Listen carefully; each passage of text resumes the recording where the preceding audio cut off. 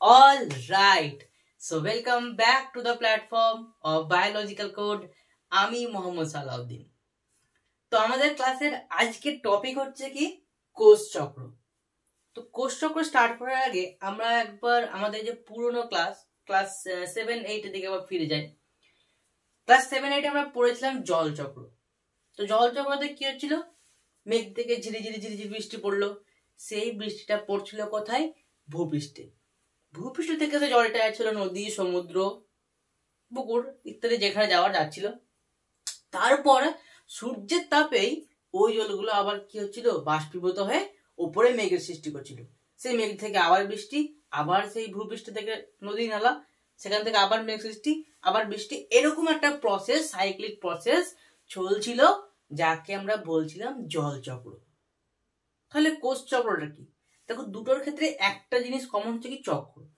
চক্র মানে আমরা ব্যাপারটা কি বুঝছি, যেটা সাইক্লিক প্রসেস, মানে একই ঘটনা যখন কি হবে পুনরাবৃত্তি ঘটবে, বারবার যখন পুনরাবৃত্তি ঘটবে, সেই জিনিসটাকে আমরা বলবো কি চক্র বা সাইকেল। তো আজকে আমাদের টপিক ওটাই যে কোষ চক্র বা সেল সাইকেল জিনিসটা কি।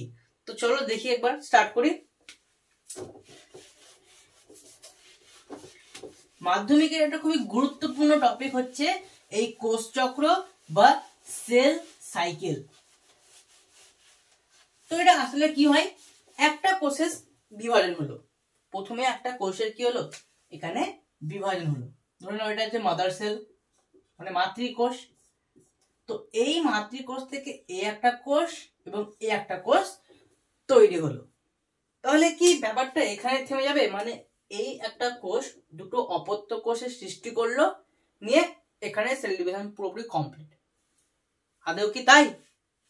তা হয় না। এই সেল থেকে আবার কি হবে, আরো সেল তৈরি হবে,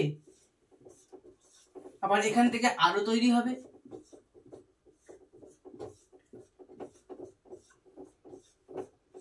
এখান থেকে আরো তৈরি হবে, এ আবার সেল ডিভিশন করবে, এবং এই প্রসেসটা কিন্তু চলতে থাকবে। ঠিক আছে, এবার কোষ চক্রটা কি? এই যে একটা সেল থেকে আর একটা সেল তৈরি হলো, এবং এই সেল থেকে আবার এরাও তৈরি হবে। তো দুটো সেলের, এই যে একটা সেলের ডিভিশন হওয়ার পর, এই যে একটা সেলের ডিভিশন হলো, তারপরে এই যে আবার ডিভিশন ঘটবে, এর মাঝে যাবতীয় যে সমস্ত ঘটনাগুলি ঘটে, সেটা এখানেও একই জিনিস ঘটবে, এর ক্ষেত্রেও একই জিনিস ঘটবে, এবং এদের ক্ষেত্রেও একই জিনিস কিন্তু হবে কি ঘটবে। কি হবে? প্রথমত সেলটা ধীরে ধীরে বড় হবে, তাকে কি হতে হবে, বিভাজনের জন্য উপযোগী হতে হবে। এমন একটা স্টেজ আসবে যে হ্যাঁ, এবার আমি এই সেলটা কি করবে, যে হ্যাঁ আমি এবার বিভাজিত হতে পারবো, তখনই কিন্তু তার বিভাজন হবে। এবং এই যে বিভাজন হওয়ার পর তার যে একটা বৃদ্ধি এবং বিভাজনের জন্য উপযোগী হয়ে ওঠা, এই একটা ঘটনা যেটা সাইক্লিক ভাবে চলছে, পুনরাবৃত্তি ঘটছে প্রত্যেক সেলের ক্ষেত্রে, এটা কি বলা হচ্ছে কোষ চক্র। তো একটা সেলের বিভাজনের জন্য কোষ চক্র কিন্তু খুবই একটা ইম্পর্টেন্ট জিনিস। তাহলে আশা করি কোষ চক্র জিনিসটা কি এবার একটু হালকা, মানে ব্যাপারটা মানে মাথায় আসছে যে হ্যাঁ কোষ চক্র জিনিসটা কি আমরা বুঝতে পারলাম, যে একটা কোষের বিভাজন হলো, বিভাজনের পর তার যে বৃদ্ধি এবং পরবর্তী বিভাজন হওয়ার শেষ পর্যন্ত এক যাবতীয় যে সমস্ত ঘটনা, ধারাবাহিক যে ঘটনা ওই কোষের মধ্যে কি হচ্ছে ঘটছে, এবং তার পর্যায়ক্রমিক যে পুনরাবৃত্তি, সেটা হচ্ছে কি সেল সাইকেল। মানে কোষ চক্র যদি এখানেই হলো, তারপরে এই সেলের ক্ষেত্রে হবে না তা কিন্তু না।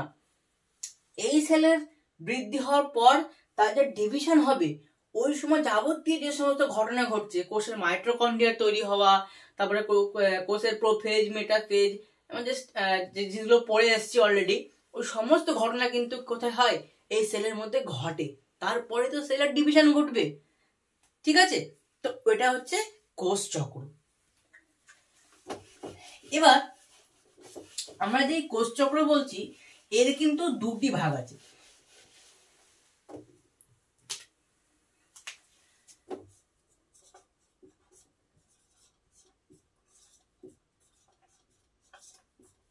এই যে কোষ চক্র আমরা বলছি, এর আবার দুটো ভাগ আছে। একটা হচ্ছে ইন্টারফেজ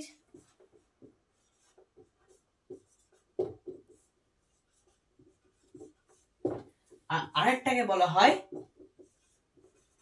মাইটোটিক ফেজ।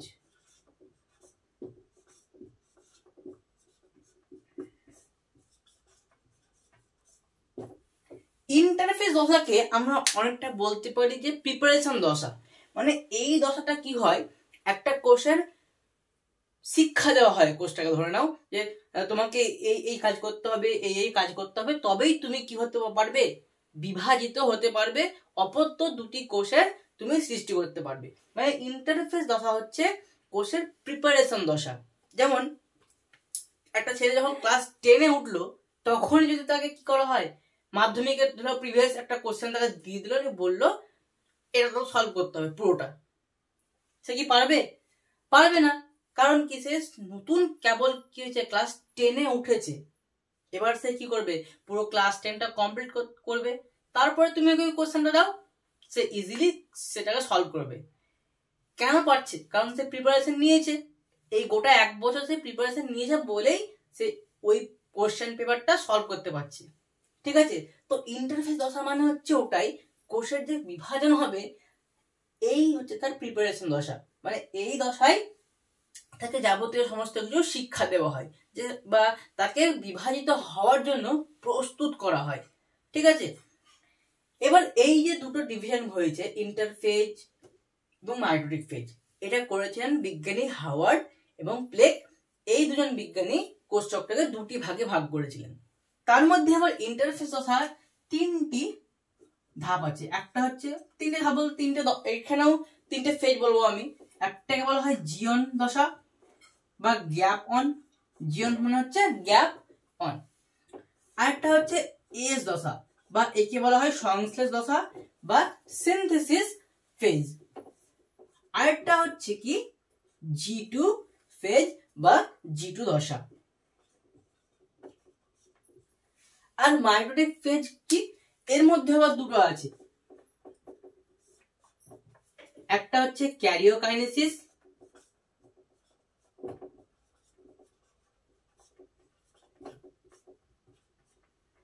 আর একটা তোমরা জানোই নিজেই কি, সাইটোকাইনেসিস।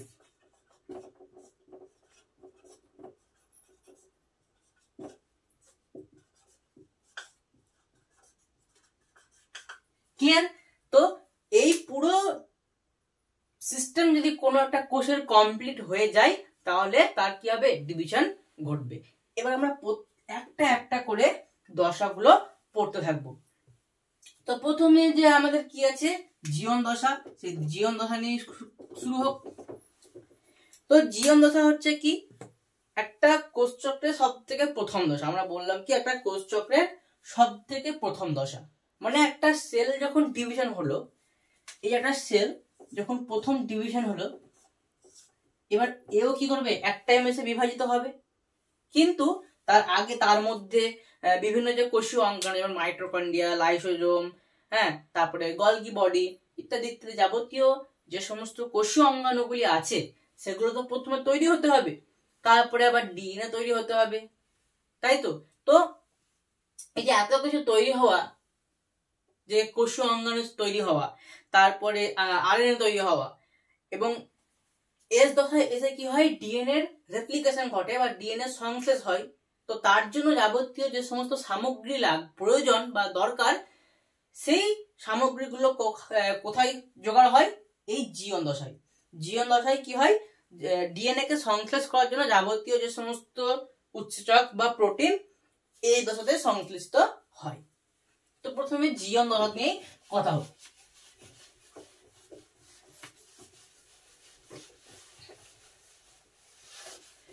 তাহলে কোষ চক্রের প্রথম দশা কোনটি, G1। একদম একটা কোষের বিভাজন হওয়ার পরপরই কি হয়, এই ফেজ কিন্তু চালু হয়ে যায়।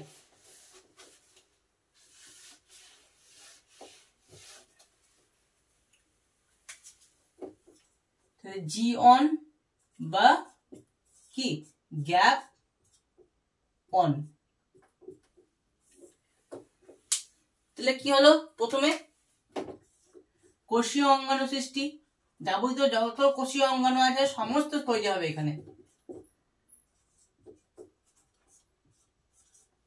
কোষীয় অঙ্গাণু সৃষ্টি হলো, আরএনএ, সরি ছোট বড় করে দিয়েছি, আরএনএ তৈরি হবে, মানে সেখানে mRNA থাকবে,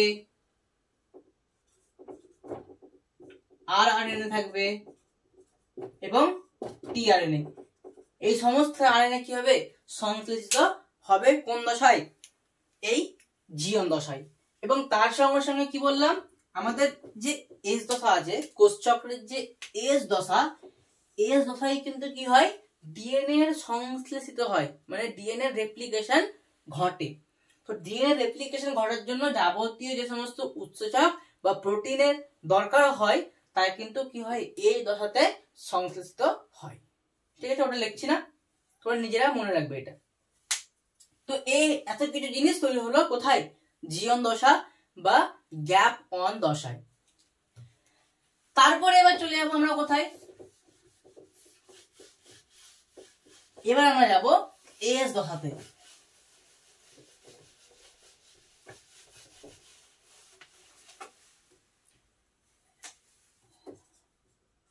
নেক্সট আমরা যাচ্ছি এস দশা।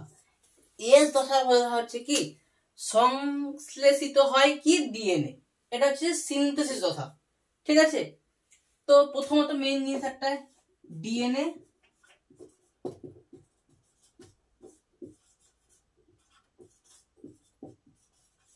সংশ্লেষিত হয় এই দশায়। এবং এটা খুবই একটা ইম্পর্টেন্ট কোশ্চেন, যেটা দিয়ে দেয় প্রত্যেক প্রশ্ন না থাকলেও একটা কমন কোশ্চেন দেয়, যে কোষচক্রের কোন দশায় ডিএনএ এর সংশ্লেষণ হয়, জিওন, এস না জি2, মানে কোনটি না, এরকম একটা দিয়ে দেয় হয়তো, বা প্রশ্ন এরকম ডাইরেক্ট করতে পারে যে কোষচক্রের কোন দশায় ডিএনএ এর সংশ্লেষণ হয়।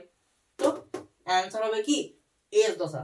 খুবই ইম্পর্টেন্ট কোশ্চেন, বলে দিলাম, শর্ট কোশ্চেন এটা দেয় কিন্তু। হ্যাঁ, তার সঙ্গে সঙ্গে কি হয়, আচ্ছা ডিএনএ সংশ্লেষণ হওয়া মানে কি, ডিএনএ সংশ্লেষণ মানে হচ্ছে ডিএনএ দ্বিগুণ হওয়া।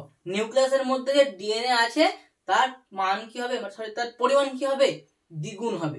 মানে যদি ডিএনএ এর মধ্যে নিউক্লিয়াসের মধ্যে যদি 2C ডিএনএ ছিল, তাহলে সেখান থেকে কি হবে, দ্বিগুণ হলে কত হবে, দ্বিগুণ হলে সেটা 4C হয়ে যাবে।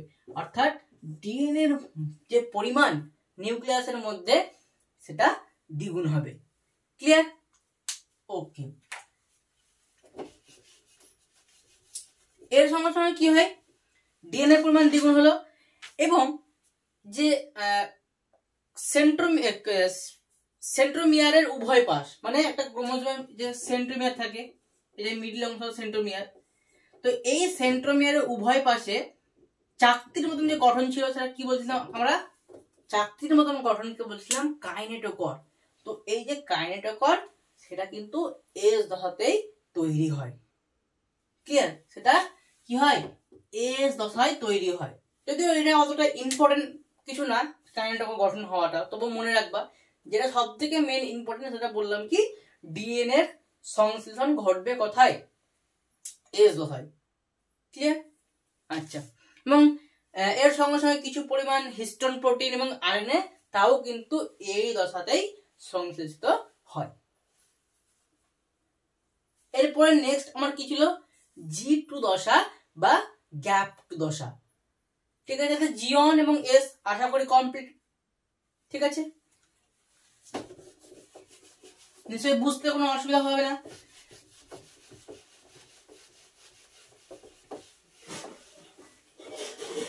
এরপর আসছে কি, এরপর আসছে গ্যাপ 2 বা জি2 দশা। জি2 দশার প্রথমে কি হয় বলতো, আমরা জিওন দশায় কি দেখেছিলাম, জিওন দশায় দেখেছিলাম যে বিভিন্ন যে কোষীয় অঙ্গ ছিল, লাইসোজোম, রাইবোজোম, মাইটোকন্ড্রিয়া, হ্যাঁ, সেন্ট্রোজোম, উদ্ভিদ কোষের ক্ষেত্রে প্লাস্টিড থাকে।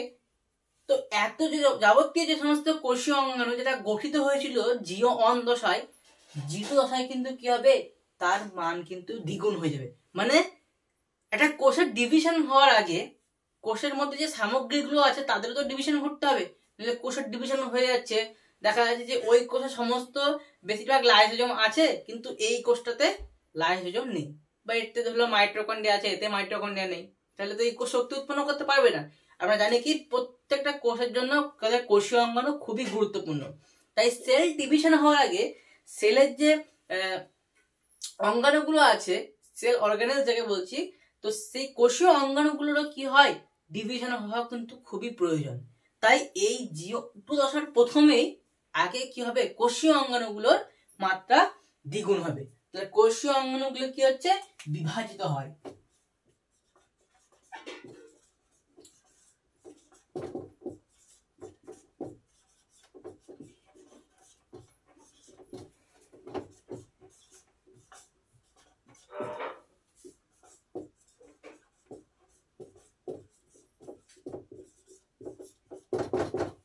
ঠিক আছে, কোষীয় অঙ্গাণুগুলি কি হচ্ছে, বিভাজিত হচ্ছে।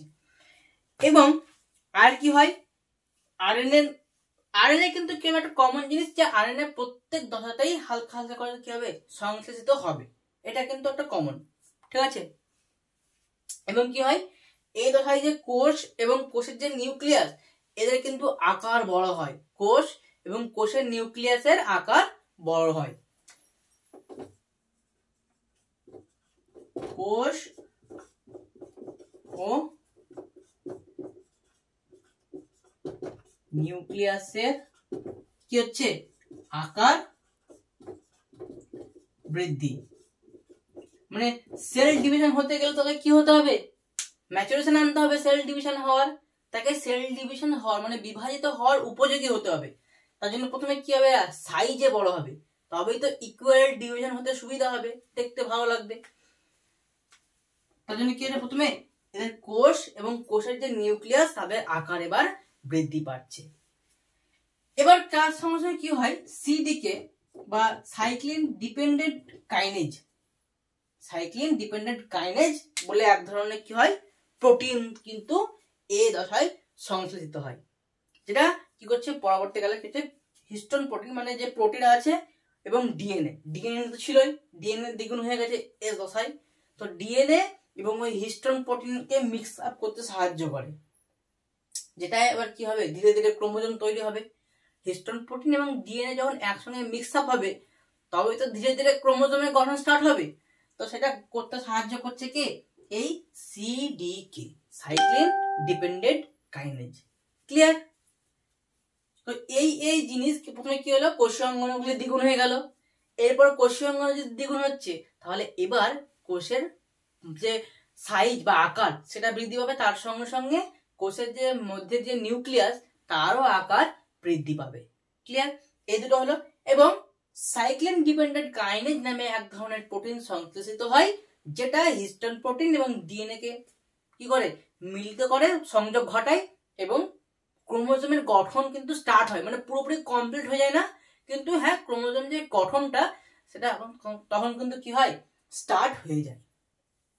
তো এত কিছু ঘটে এই G2 দশায়। তার সঙ্গে সঙ্গে আরেকটা জিনিস ঘটে কি, তার সঙ্গে সঙ্গে আরেকটা জিনিস ঘটে, যে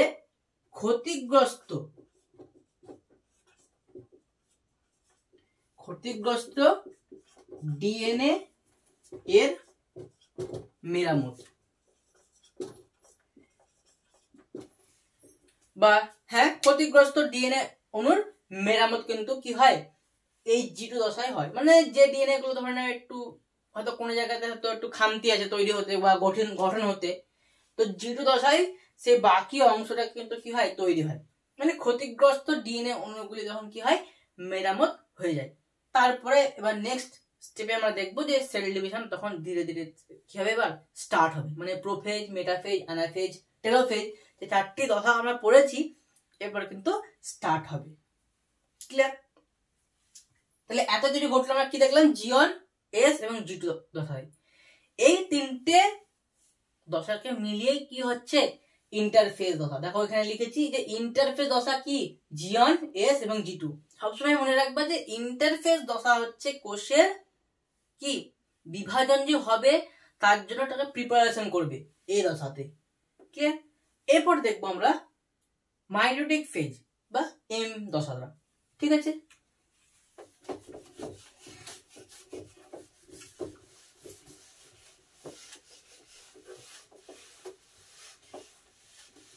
কোশ্চেনগুলো কিন্তু খুবই ইম্পর্টেন্ট, এখান থেকে কিন্তু বড় কোশ্চেনও পড়ে।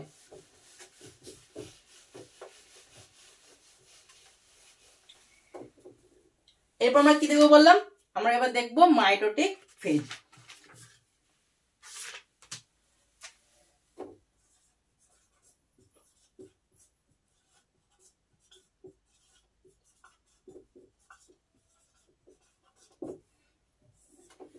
মাইটোটিক ফেজ, তো মাইটোটিক ফেজে কি বললাম, এটারও দুটো ভাগ ছিল, একটা হচ্ছে ক্যারিওকাইনেসিস মানে নিউক্লিয়াসের ডিভিশন, আর একটা হচ্ছে সাইটোকাইনেসিস বা সাইটোপ্লাজমের ডিভিশন। লিখি ক্যারিওকাইনেসিস এবং আরেকটা হচ্ছে সাইটোকাইনেসিস। ক্যারিওকাইনেসিসে কি ছিল, নিউক্লিয়াসের ডিভিশনে আমরা দেখেছিলাম যে প্রোফেজ, মেটাফেজ, অ্যানাফেজ এবং টেলোফেজ, এই চারটে দশা আমরা অলরেডি পড়ে ফেলেছি।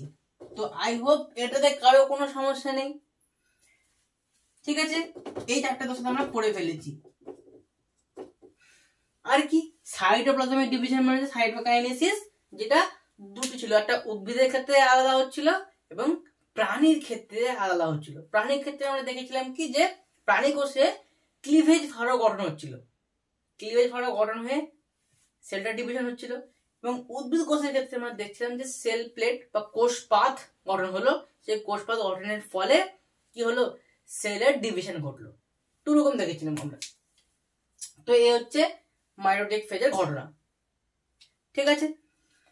তো এই যে আমরা এত কিছু পড়লাম, G1, S, G2,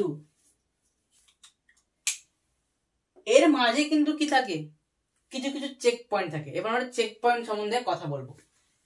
check point দেখো, তোমরা একটা নিশ্চয়ই যে ওয়ার্ড থেকে বুঝতে পারছো যে চেক মানে কি হবে, এই জায়গাতে এসে চেকিং হবে। যেমন ট্রাফিক পুলিশরা কি করে, সবকিছু চেকিং করে বাইকে, তোমার লাইসেন্স আছে কিনা, বাইক ইন্স্যুরেন্স করা আছে কিনা, এরকম সব চেক করে।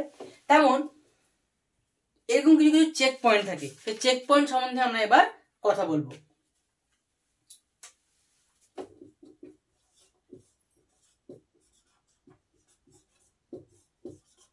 তো এবার আমাদের কথা হবে কি সম্বন্ধে, চেক পয়েন্ট সম্বন্ধে। তো তোমরা যদি ভালোভাবে লক্ষ্য করো তো দেখো তিনটে চেক পয়েন্ট এখানে আমরা লক্ষ্য করতে পারবো। একটা হচ্ছে G1 S চেক পয়েন্ট, মানে জি আর এস, মানে G1 থেকে যখনই এস এর মধ্যে আসবে তখন একবার চেকিং হবে, সেটা হচ্ছে কি G1 S চেক পয়েন্ট। তারপরে এস তো হয়ে গেল, তারপরে হবে G2 M চেক পয়েন্ট, তারপরে কি হবে G2 M চেক পয়েন্ট, আর আরেকটা চেক পয়েন্ট হবে সেটা হচ্ছে কি M চেক পয়েন্ট। তাহলে কটা দেখলাম আমরা, তিনটে ছিল। একটা হচ্ছে G1 S চেক পয়েন্ট, একটা হচ্ছে G2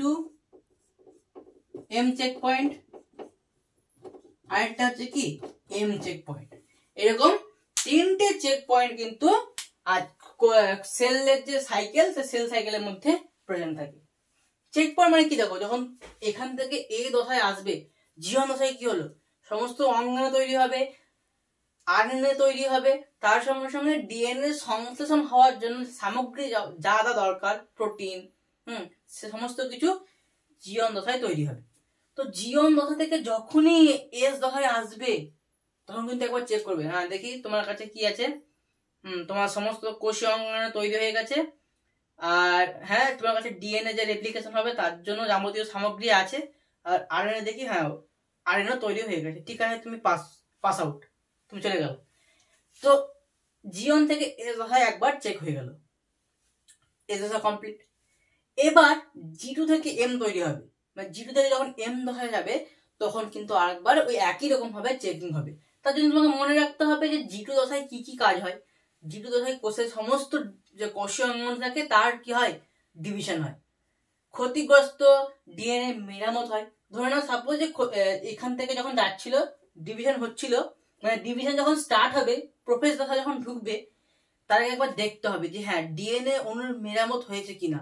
যদি না হয় তাহলে কোষ তখন কিন্তু কি হবে, সেলের ডিভিশন কিন্তু থেমে থাকবে যতক্ষণ না ডিএনএ অণুর মেরামত হচ্ছে। যেমনই ডিএনএ অণুর মেরামত হয়ে গেল তখন প্রোফেজ দশা কিন্তু স্টার্ট হয়ে যাবে। তার মানে নিশ্চয়ই তোমরা বুঝতে পারছো যে চেক পয়েন্ট মানে কি, যেখানে কোষের ডিভিশন হওয়ার জন্য যাবতীয় সামগ্রিক কিন্তু কি হয় এখানে চেক করা হয়।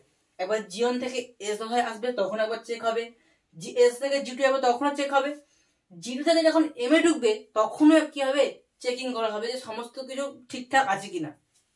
তারপরে মাইটোটিক ফেজ যখন ঢুকবে তখনও কিন্তু ঠিকঠাক ভাবে চেকিং করা হয়। সেটা কি, এই যে এম চেক পয়েন্ট বললাম সেখানে কিন্তু পুরোটা এই এম চেক পয়েন্টের মধ্যেই পড়ছে।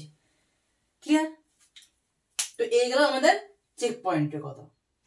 এবার আমরা এতক্ষণ ধরে যে পড়ছি যে সেল সাইকেল, তো সেল সাইকেলের গুরুত্ব কতটুকু?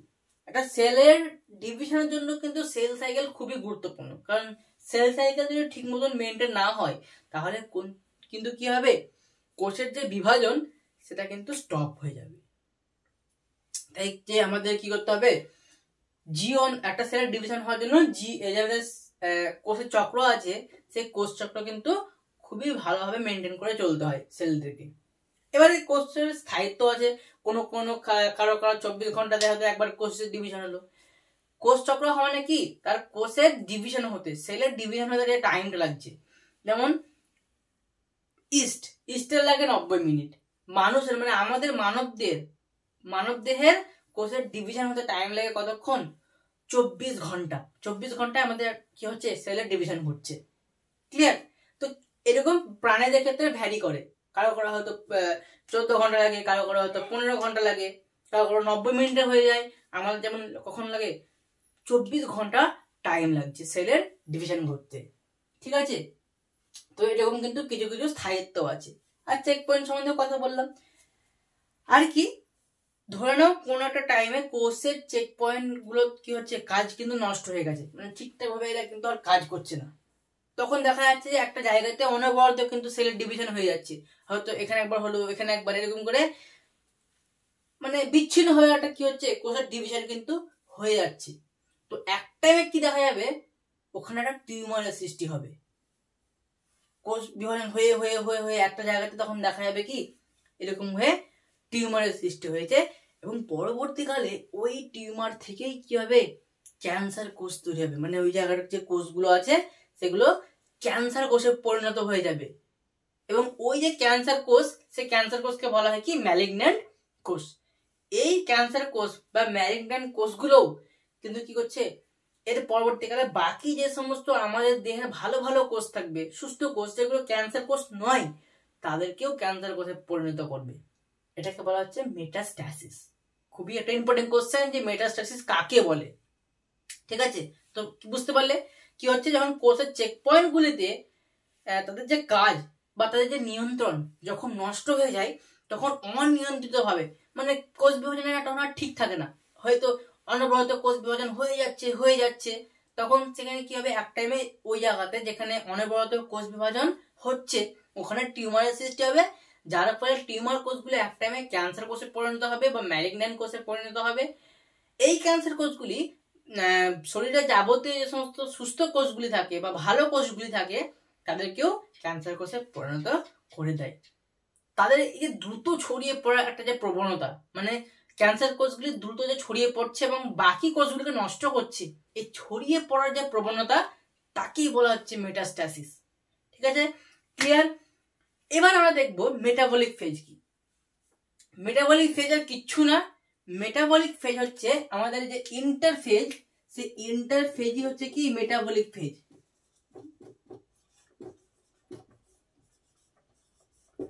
এই ইন্টারফেজটা হচ্ছে কি মেটাবলিক ফেজ।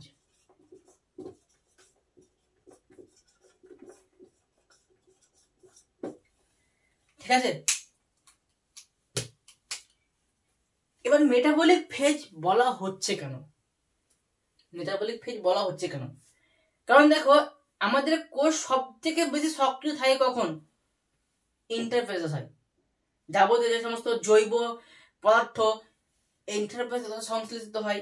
তারপরে নিউক্লিয়াস কিন্তু তখন বিশাল সক্রিয় হয়ে থাকে, ঠিক আছে। এবং কোষের যে আকার এবং আয়তন সমস্ত কিছু বৃদ্ধি পায় কখন, এই ইন্টারফেস দশায়। তাই ইন্টারফেস দশাকে কি বলা হচ্ছে, মেটাবলিক ফেজও কিন্তু বলা হয়। ক্লিয়ার? মানে দেখো তুমি ছোট থেকে বড় হয়েছো, তোমাকে যে এত কিছু তুমি শিক্ষা পাচ্ছ, এখন ক্লাস 10-এ পড়ছো, কিন্তু তোমাকে মেন শিক্ষা কে দিয়েছে? তোমার বাবা মা, বা তোমার যে তখনকার দিনে যে টিচার ছিল, মেন তোমার বাবা মাই শিক্ষা দিয়েছে। বা তখন তুমি যে শিক্ষকের কাছে পড়তে, সেই মেন যার জন্য তুমি আজকে এত বড় বড় অক্ষর বা এত বড় বড় সেন্টেন্স ইজিলি পড়তে পারছো, পরীক্ষাতে মার্কস আনছো, নাম্বার আনছো ভালো। কিন্তু তার মেন রিজন কি? তোমার বাবা মা তোমাকে ছোট থেকে ভালোভাবে পড়িয়েছে। কারণ তখন কি হচ্ছে, তোমার ব্রেন, আরেকটা জিনিস মনে রাখবা যে ছোট্টতে তোমার ব্রেন কিন্তু খুবই সক্রিয় ছিল, এবং যত তুমি ধীরে ধীরে ধীরে ধীরে বয়স তোমার বাড়বে, তোমার ব্রেনের যে নেওয়ার একটা যে ক্ষমতা, সেটাও কিন্তু ধীরে ধীরে হারিয়ে যাবে, ঠিক আছে। এই অপত্য, যখন একটা কোষ অপত্য থাকছে, মানে যখন দেখো ইন্টারফেস কথা চলছে, ইন্টারফেস মানে সদ্য সে কেবল তৈরি হয়েছে, তার ব্রেন তখন কিন্তু প্রচুর সক্রিয়। তাকে যে তার জন্য দেখো কোষের বিভাজন হওয়া বা প্রিপারেশন তখন কিন্তু তাকে স্টার্ট করে দিচ্ছে। তাই আমরা যখন ছোট্ট ছিলাম, আমাদের ব্রেন তখন সক্রিয় ছিল, আমাদেরকে যাবতীয় শিক্ষা দিয়েছে, আমরা ইজিলি নিতে পেরেছি।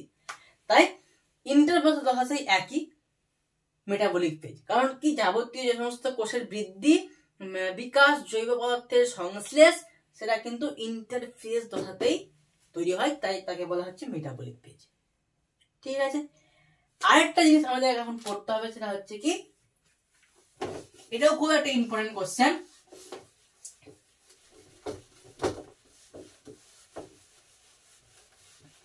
সেটা হচ্ছে G0 দশা। G0 দশা নামটা হয়তো তোমরা ফার্স্ট টাইম শুনতে পারো, যে G0 দশা এটা কি? আচ্ছা, জিরো কখনো ভ্যালু থাকে কি? জিরো তো সবসময় শূন্য না, ওর ভ্যালু প্লাস না মাইনাস। তোমরা নিশ্চয় ক্লাস 9-এ পড়েছো, রিয়েল নাম্বার চ্যাপ্টারটা পড়ার সময়, 9-10-এ, 9-এ মনে ছিল। তো জিরোর ভ্যালু সবসময় কি কম, মানে জিরো, কোনো ভ্যালু নেই, মানে পুরোপুরি স্টপ। তো G1 দশায় যদি কি হয়, কোনো কারণে যদি G1 দশায় কোষের বিভাজন বন্ধ হয়ে যায়, মানে G1 দশা হয়েছে, আর কোষের কিন্তু S দশা বা G2 দশা আসছে না। এবার যদি G2 না আসে, তাহলে কি কোষের ডিভিশন হবে? আর হবে না। তাই G0 দশা হচ্ছে ওটাই, যদি G1 দশার কোনো একটি বিন্দুতে বা কোনো এক জায়গাতে যদি সেলের ডিভিশন বা কোষের বিভাজন যে হওয়াটা যদি বন্ধ হয়ে যায়, তাহলে সেই বিন্দুকে বা সেই দশাকে বলা হচ্ছে G0 দশা। এবং আমাদের কিছু কিছু সেল আছে আমাদের শরীরেই, যারা G0 দশাতে অবস্থান করছে, যেমন আমাদের শরীরে আরবিসি বা স্নায়ু কোষ, তারপরে যকৃৎ কোষ, এরা কিন্তু G0 দশাতেই আছে। মানে কারো যদি নার্ভ বা স্নায়ু কোষ যদি নষ্ট হয়ে যায়, তাহলে সেখান থেকে স্নায়ু কোষ কিন্তু আর ডিভিশন হয় না, নতুন স্নায়ু কোষ তৈরি হয় না। তা নার্ভের প্রবলেম কোনো জন্য হয়, মেডিসিন নিয়ে তাকে ঠিক করতে হয়। হ্যাঁ, রিকভারি করা যেতে পারে, মেডিসিন দিয়ে হোক বা ডক্টর দেখে রিকভারি করা যেতে পারে, কিন্তু অপত্য কোষ মানে ওখান থেকে বিভাজন হয়ে নতুন কোষ, এটা কিন্তু তৈরি হবে না।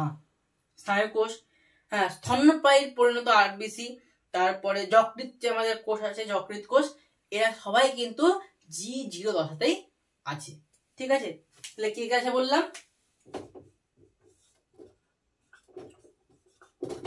স্নায়ু কোষ, এটাও কিন্তু খুবই ইম্পর্টেন্ট কোশ্চেন দিয়ে দেয়, যে নিম্নলিখিত কোনটি একটি G0 কোষের উদাহরণ। তো অপশন দিয়ে দিবে এখানে, যকৃৎ কোষ, আরটা হচ্ছে কি স্তন্যপায়ী প্রাণীর পরিণত আরবিসি। তো আজকে আমি অনেক ইম্পর্টেন্ট কোশ্চেন আলোচনা করলাম।